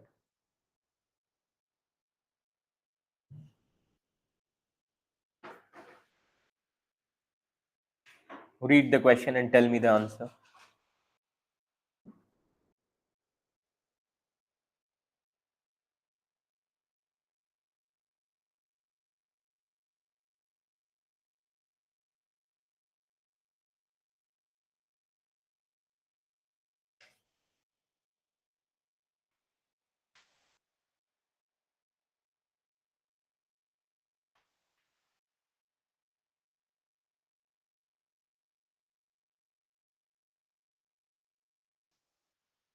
What would be the answer? C, first and second. So option C is the right answer. Yeah. So there are some important sites, as you can see here. North Kashmir Valley is also one of the important site of Paleolithic period. Then Sohan Valley in Rawalpindi, that is Pakistan. Then Rajasthan River, Luni, also important site. Then in West India, Sabarmati, Mahi, and their tributaries in Gujarat. These are some important sites. Then in Maharashtra, Nevasa, it is on the tributary of Godavari River, and Patne in Tapti River system. Now UPSC also asked the tributary river and its tributaries in terms of site. Clear? So if there is any new site in newspaper, so always go through if it is on the river or not. Clear? Then in MP, the important rock shelter is Bhimbetka. Then Adamgarh from Maharashtra is also important site. Okay. Now one more important site here is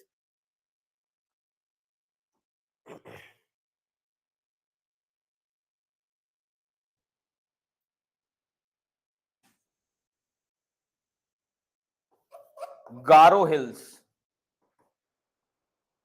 Also comes under Paleolithic site. Getting my point? Garo Hills also comes under Paleolithic site. You can mention there itself. Garo Hills are also very important. Okay. Now, so the economy was based on hunter and gatherers. That is subsistence economy was there.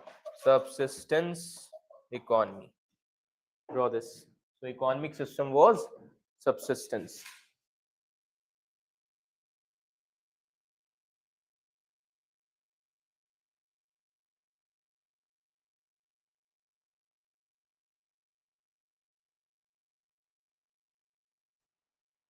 Clear? Now write down one more question.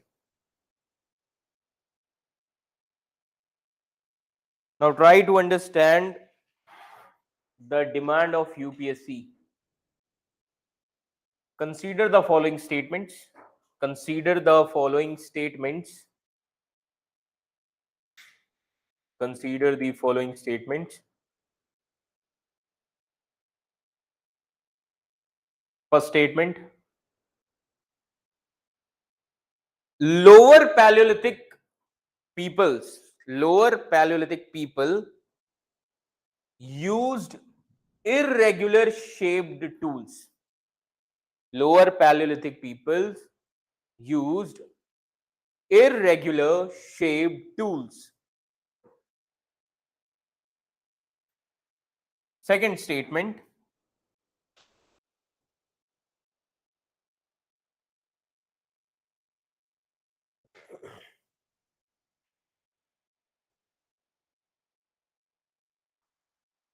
In Middle Paleolithic period, rectangular shaped tools were there. In Middle Paleolithic period, rectangular shaped tools were there.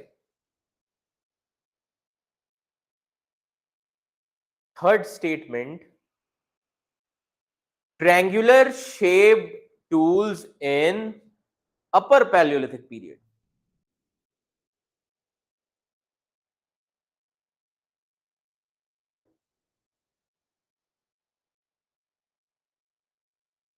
Now, before prelims examination, you read each and everything and you were happy, but UPSC will ask these kind of questions. Getting my point? Then consider the following statements which oblique are above correct. Option A.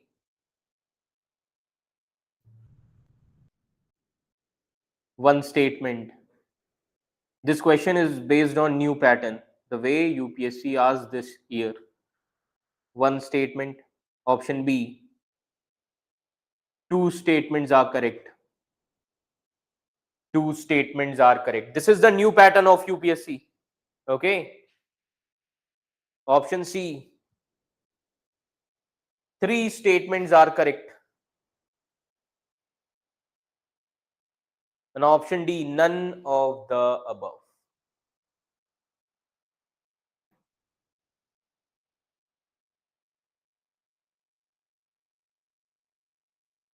Okay. Before going through this question, I would like to tell you the one of the most important thing.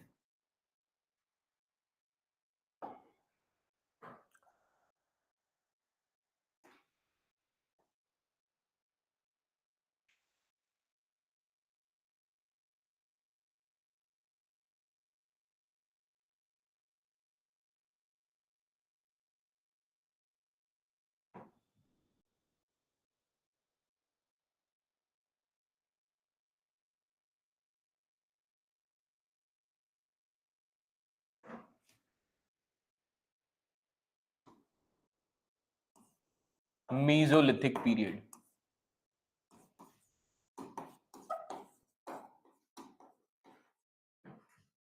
What is the meaning of Mesolithic? Middle age. Middle Stone Age. First, try to understand this.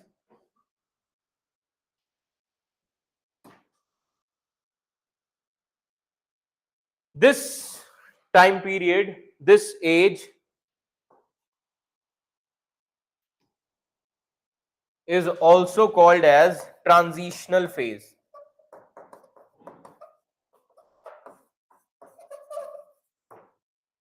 Why transitional phase? Because if you see the time period of this age, that starts from 10,000 BC to 8,000 BC, only 2,000 years. Getting my point? So, transitional phase from Paleolithic to Neolithic. Getting my point? Transitional phase. Why? Because transforming from Paleolithic to Neolithic. That is why short time period. Transitional phase. This much is clear. Now, why transitional phase? The most important thing was change in climate. Change in climate. So as I have told you just now that the Pleistocene age was ended in 12,000 BC. That means end of ice age. That means change in climate, and because of warm climatic conditions,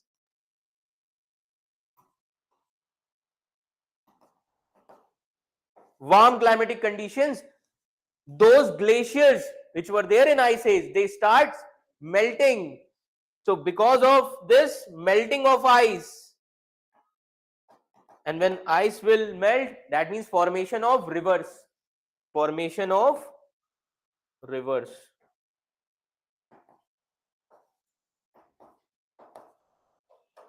Draw this first.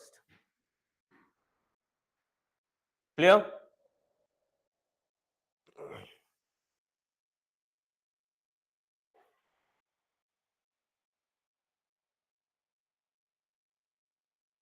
This much is clear to all of you. So how many of you have drawn this scenery in your school days? This is sun, this is rivers, and then settlement. Okay, birds are also there, and then trees, and then agriculture. Okay, like this. So this painting also gives the message of Paleolithic Stone Age. That means change in climatic conditions, glaciers started melting, and this resulted into formation of rivers. So when rivers will come, so you will see that farming will also started. Getting my point? Okay. Then because of rivers, you will see one more occupation, that is fishing. Because of rivers, fishing will also be there. So in Mesolithic time period, the most important thing is use of microliths. What is microliths? Micro means small, liths means stones. Okay. So earlier, when mobile phones were introduced, at that time SD cards were big. Today nano chips are there. Clear? In Paleolithic period, big stone tools are there. In Mesolithic, small stone tools. And these stone tools are geometrical shape. That means in the form of triangle, circular, rectangle, square. Now go through that previous question which I have given you, which I have given to all of you. Go through that question. See, change does not come in a single day. Okay, change comes gradually.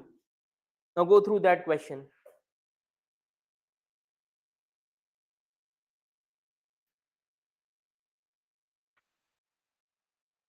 Go through that question.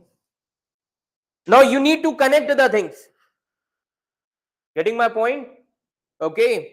The most important thing in UPSC is connectivity and consolidation. Clear? So go through that question. What would be the answer?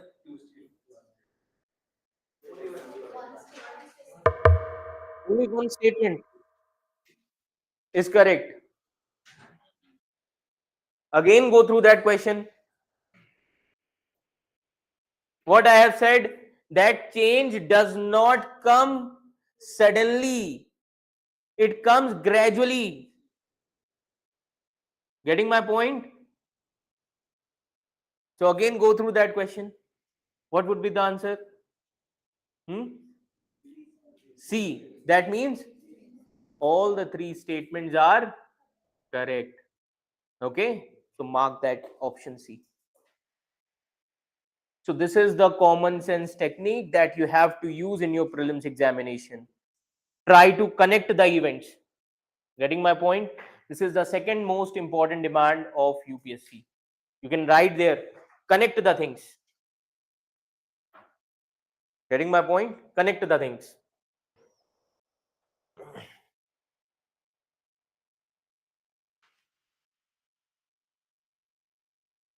Clear?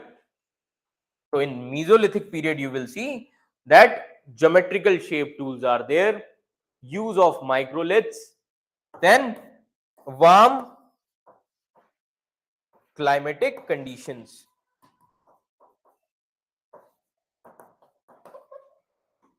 Warm climatic conditions. Now, warm climate is there. Now, what people will do? They will start domesticating the animals. Getting my point? What they will do? They will start domesticating the animals. Clear? So, domestication of animals started.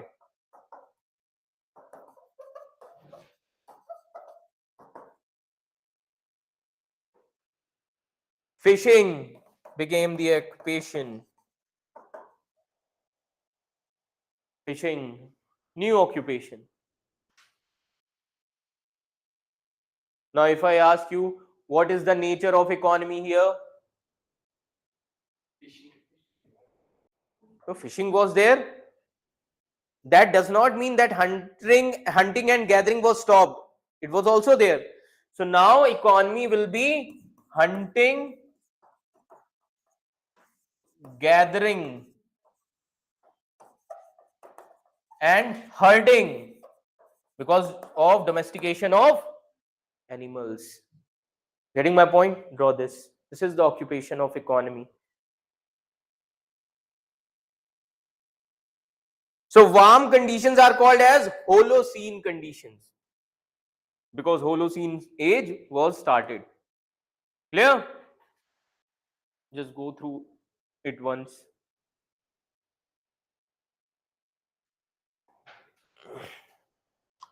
So the domestication of animals are found on two sites. So the first important site is Adamgarh. You can mention there itself. Okay. Domestication of animals are found at two sites. First one is Adamgarh, MP. Second one is Bagor, Rajasthan. Bagor, Baghor, Bagor, Rajasthan.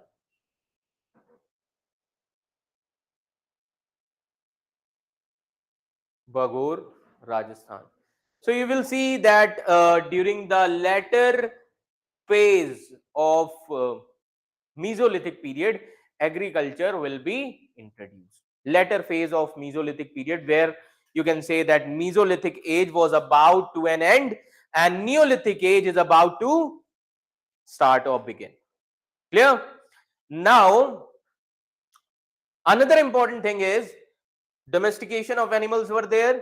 That means they will try to create animal foods also, like dairy products, you can say. Okay. Now, how to store those dairy products? For that, you need potteries. So, Mesolithic man are the first man in the world who started handmade potteries. Getting my point? You can mention there that Mesolithic man started making pots, that is handmade pots. So what was the name of the site from where we got this evidence? Chopani Mando, UP. Chopani Mando.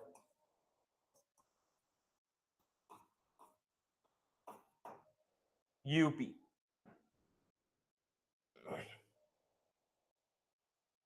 Clear?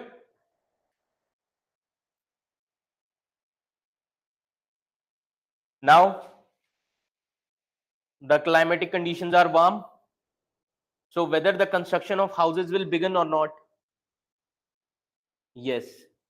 Getting my point? So the first evidence of construction of house came from Mesolithic period. And what is the name of the site? Sarai Nahar Rai, UP.